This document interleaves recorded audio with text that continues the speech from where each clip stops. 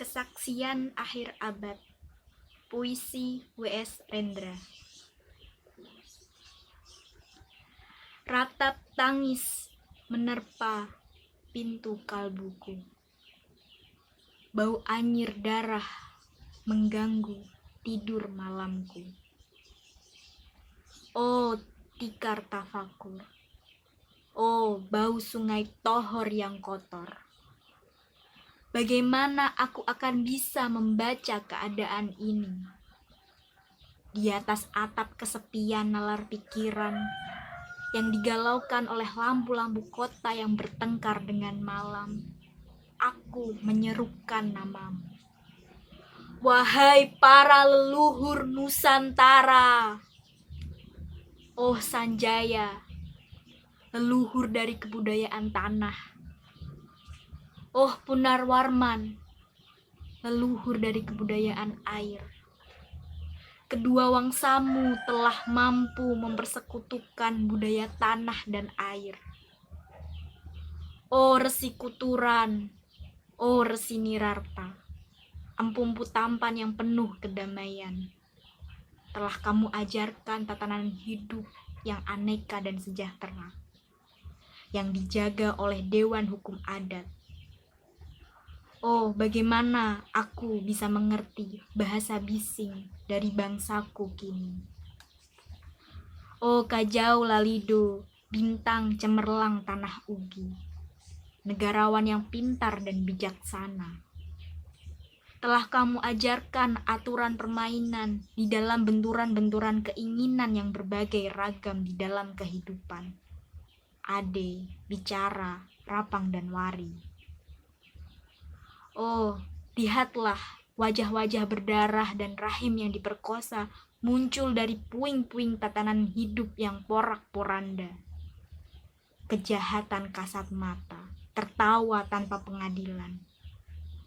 Kekuasaan, kekerasan, berak dan berdahak di atas bendera kebangsaan. Oh, anak cucuku di zaman cybernetik.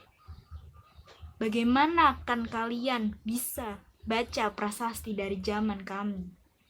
Apakah kami akan mampu menjadi ilham kesimpulan, ataukah kami justru menjadi sumber masalah di dalam kehidupan?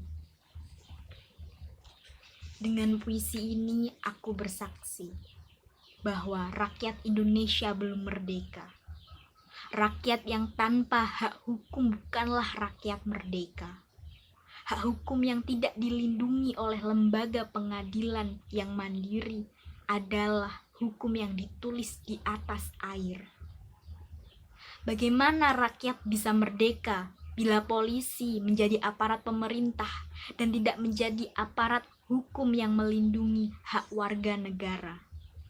Bagaimana rakyat bisa merdeka bila birokrasi negara tidak menjadi aparat rakyat, melainkan menjadi aparat pemerintah yang berkuasa?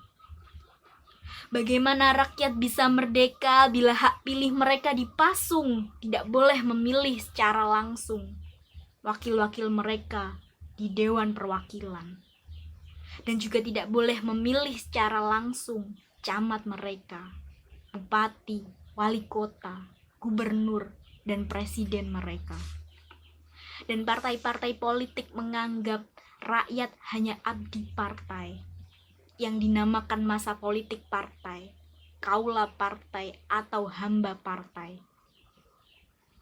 Bagaimana rakyat bisa merdeka bila pemerintah melecehkan perdagangan antar daerah dan mengembangkan merkantilisme dendles sehingga rela menekan kesejahteraan buruh, petani, nelayan, guru, dan serdadu berpangkat rendah? Bagaimana rakyat bisa merdeka bila provinsi-provinsi sekedar menjadi tanah jajahan pemerintah pusat, tidak boleh mengatur ekonominya sendiri, tatanan hidupnya sendiri, dan juga keamanannya sendiri?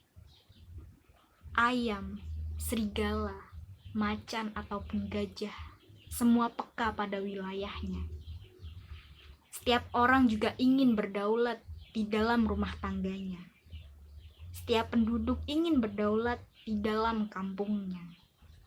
Dan kehidupan berbangsa tidak perlu merusak daulat kedaerahan. Hasrat berbangsa adalah naluri rakyat untuk menjalin ikatan daya cipta antar suku yang penuh keanekaan kehidupan dan memaklumkan wilayah pergaulan yang luas untuk merdeka bersama. Tetapi lihatlah selubung kabut saat ini. Penjajahan tatanan uang, penjajahan modal, penjajahan kekerasan senjata, dan penjajahan oleh partai-partai politik masih merajalela di dalam negara. Dengan puisi ini aku bersaksi bahwa sampai saat puisi ini aku tanda tangani, para elit politik yang berkedudukan ataupun yang masih di jalan tidak pernah memperjuangkan sarana-sarana kemerdekaan rakyat. Mereka hanya rusuh dan gaduh, memperjuangkan kedaulatan golongan dan partainya sendiri. Mereka hanya bergulat untuk posisi sendiri. Mereka tidak peduli kepada posisi rakyat, tidak peduli pada posisi hukum, posisi polisi, ataupun posisi birokrasi.